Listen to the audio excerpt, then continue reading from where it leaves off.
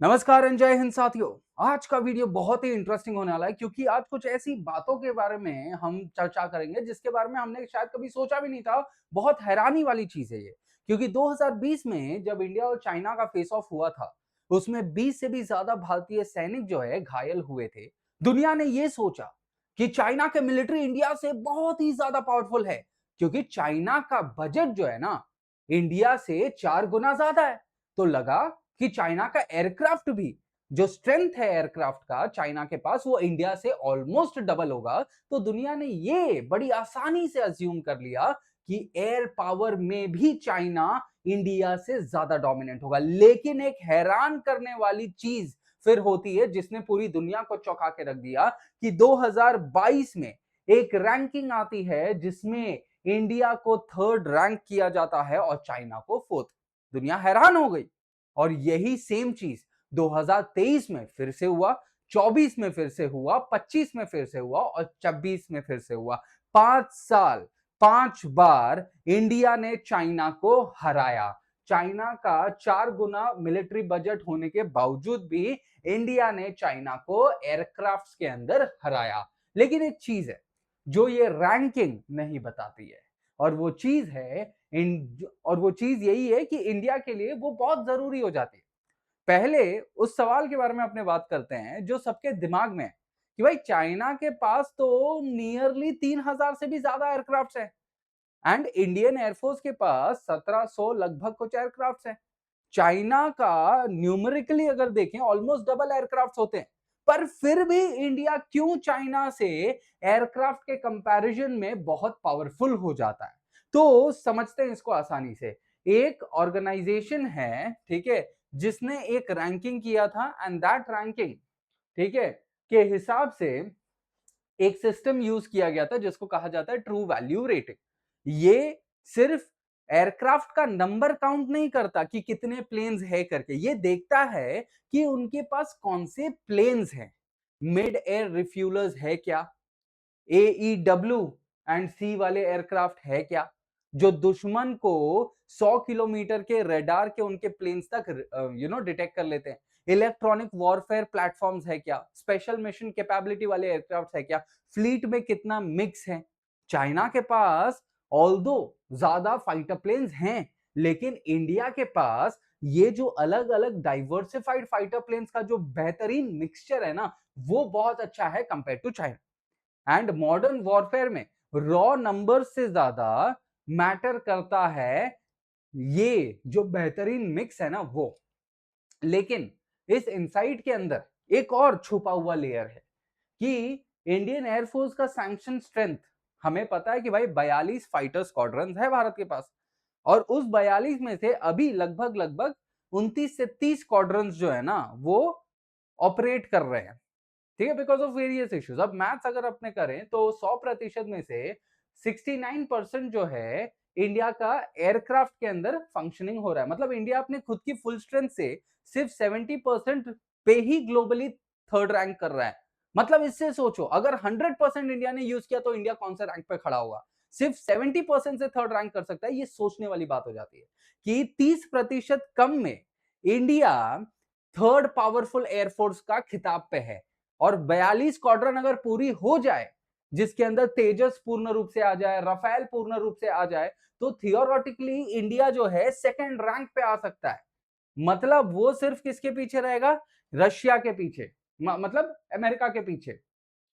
इस लेवल के इसमें आ सकता है। अब ये एंगल किसी भी मेन स्ट्रीम एरियाज के अंदर क्लियरली कवर नहीं किया गया था। वही चीज मैं आपको बताने की कोशिश कर रहा हूं, ये एक हिडन चीज है।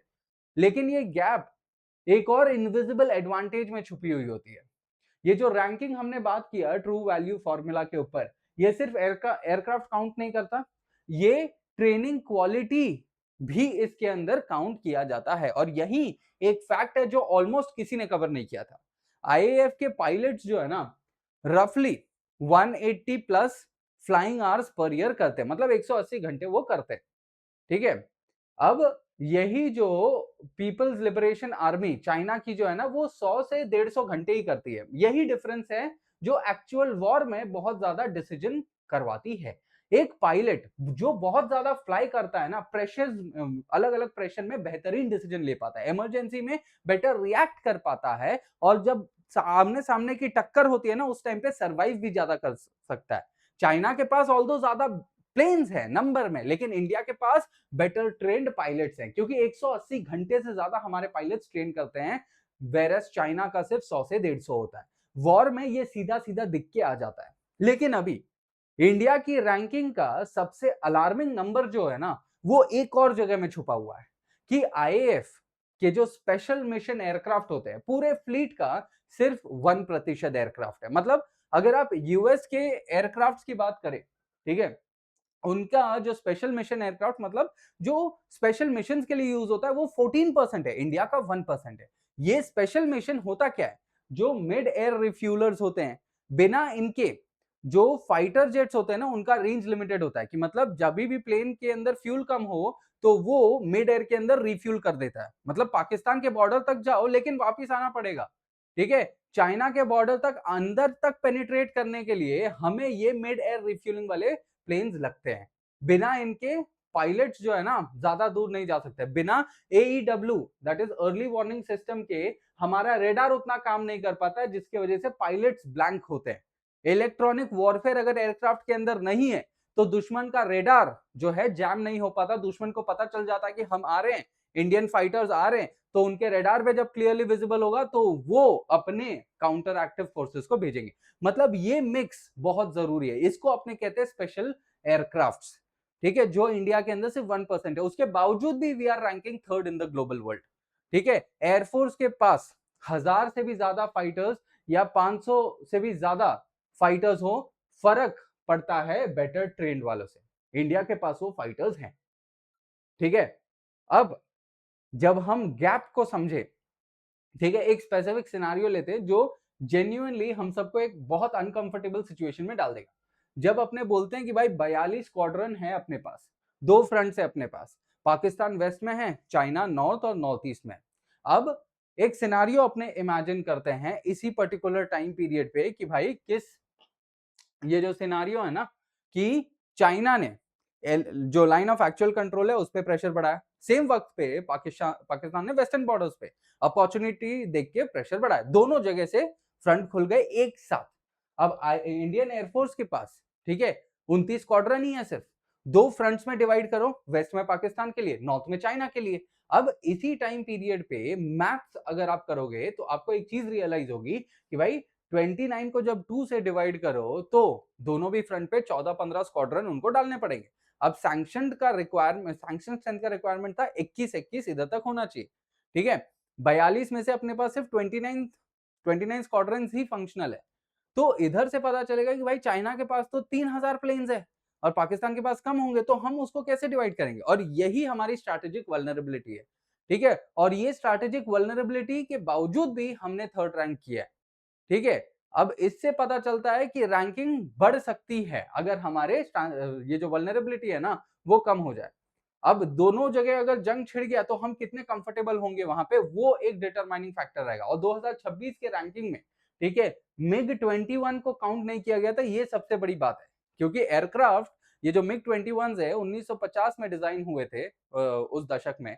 सितंबर 2025 में ये रिटायर हो गए। इंडिया ग्लोबली थर्ड रैंक करता था 1950 के दशक के एयरक्राफ्ट के काउंटिंग में भी। जब ये पूर्ण रूप से निकल जाएंगे, उस टाइम पे तेजस के जो प्लेन्स है वो आएंगे, रफेल प्लेन्स आएंगे। ठीक है, नए नए प्लेन्स, 200 से भी ज्यादा नए प्लेन्स ऐड किए जाएंगे इंडिया के एयरक्राफ्ट के सर्कल में। अब उस टाइम पे सोचो कितना बेहतरीन रूप में इंडिया का जो प्लेन्स का मिक्सचर है वो रहेगा, और उस टाइम पे इंडिया का रैंकिंग कितना ज्यादा अच्छे लेवल तक जा सकता है। शायद हम second most powerful aircraft country भी बढ़ जाए, ओवरटेकिंग रशिया और अमेरिका।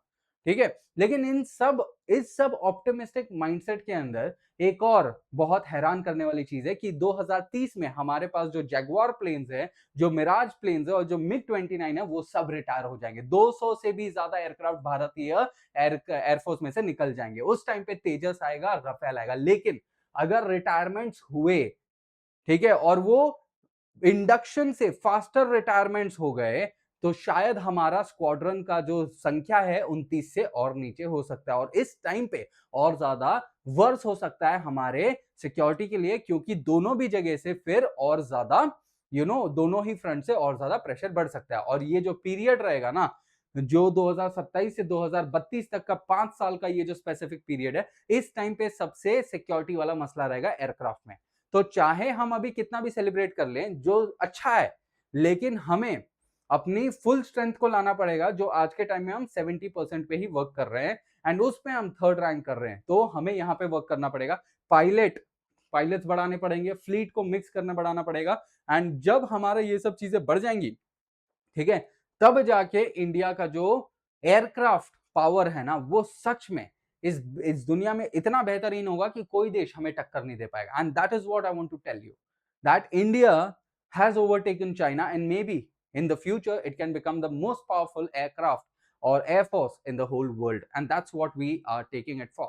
So इस सेशन के लिए बस इतना ही रखेंगे, and I'll see you in the next session. धन्यवाद, thank you and जय हिंद my dear friends.